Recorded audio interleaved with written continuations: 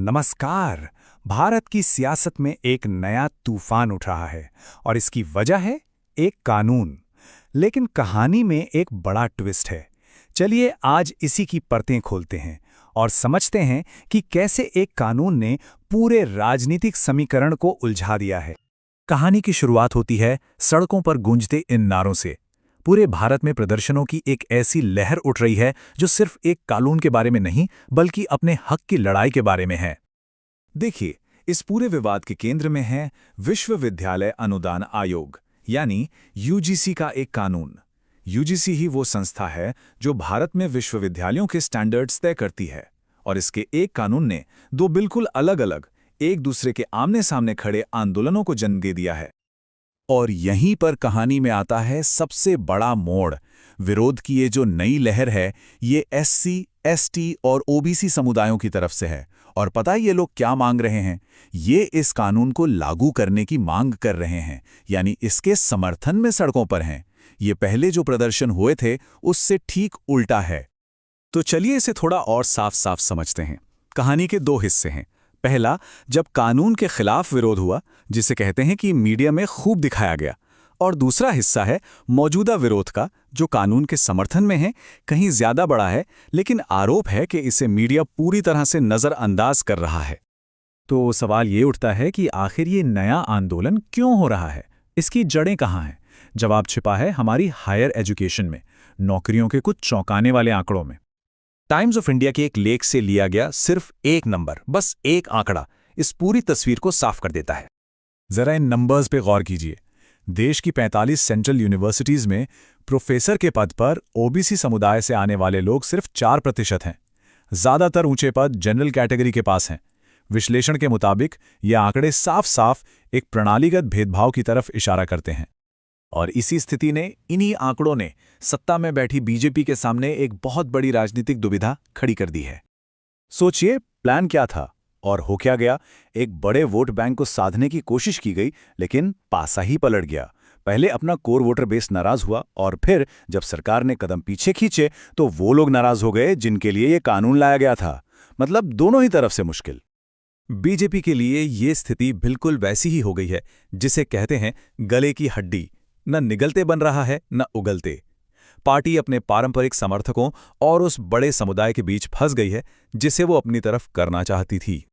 मामला इतना पेचीदा हो गया है कि कहा जा रहा है कि प्रधानमंत्री के जो कट्टर समर्थक माने जाते थे वो भी अब इस मुद्दे पर खुलकर सरकार की आलोचना कर रहे हैं। यानी पार्टी के अपने ही गढ़ में दरारें दिखने लगी हैं। अच्छा, इस पूरे बदलाव के असली मतलब को समझने के लिए हमें थोड़ा सा वक्त में पीछे चलना होगा, भारत के राजनीतिक इतिहास के एक बहुत ही अहम मोड़ पर। यहाँ पर राजनीति की दो धाराओं की सीधी टक्कर है। एक तरफ है मंडल की राजनीति जो जाति और आरक्षण के मुद्दे पर चलती है, और दूसरी तरफ है कमंडल की राजनीति जो धर्म और हिंदू पहचान के इर्द गिर्द घूमती है। तो इस पूरे विश्लेषण का जो निचोड़ है वो बहुत साफ है। तर्क ये है कि बीजेपी की सियासी ताकत का फॉर्मूला तब काम करता है जब राजनीति का नैरेटिव कमंडल यानी हिंदू मुस्लिम का होता है। जैसे ही राजनीति मंडल यानी जाति बनाम जाति पर आती है, बीजेपी का ये फॉर्मूला कमजोर पड़ने लगता है। और इस यूजीसी कानून ने वही किया है। उसने बहस को वापस जाति पर ला दिया है। और अब इस पूरी कहानी में एक और अहम किरदार की बात करते हैं, मीडिया। मीडिया ने इस पूरे मामले में क्या भूमिका निभाई? विश्लेषण में गोदी मीडिया शब्द का बार बार इस्तेमाल किया गया है। ये शब्द आलोचक उन न्यूज़ चैनलों के लिए इस्तेमाल करते हैं जिनके बारे में माना जाता है कि वो सरकार का पक्ष लेते हैं और आलोचनात्मक खबरों को नहीं दिखाते। अब आरोप ये है कि जब पहले सवर्णों का विरोध प्रदर्शन हुआ तो उसे 2400 घंटे कवरेज मिली, लेकिन जब उससे भी बड़े विरोध प्रदर्शन एससी, एसटी और ओबीसी समुदायों ने शुरू किए तो इसी मीडिया ने जैसे अपनी आंखें ही बंद कर ली। एक तरह का मीडिया ब्लैकआउट।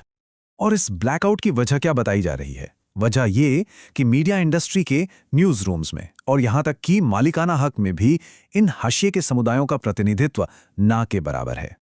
तो अब आते हैं सबसे बड़े सवाल पर। इस पूरी सियासी उथल-पुथल का आने वाले चुनावों पर क्या और कैसा असर पड़ेगा? जो अनुमान लगाया जा रहा है वो एक बड़ी राजनीतिक नुकसान की तरफ इशारा करता है।